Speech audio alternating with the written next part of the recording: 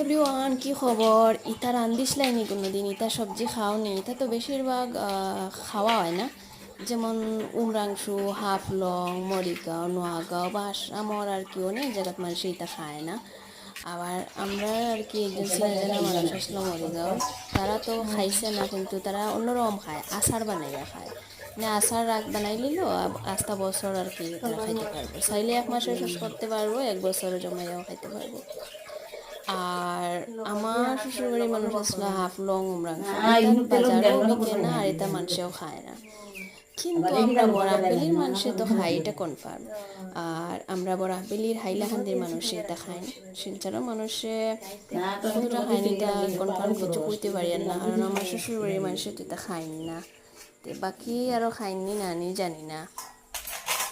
তে আমি কিন্তু ওলা বালা খাই এটা খাইতে, এটা প্রোটিন ভিটামিন কিছু তাহোক আর না তাহোক খাইতে খুব ভালো লাগে।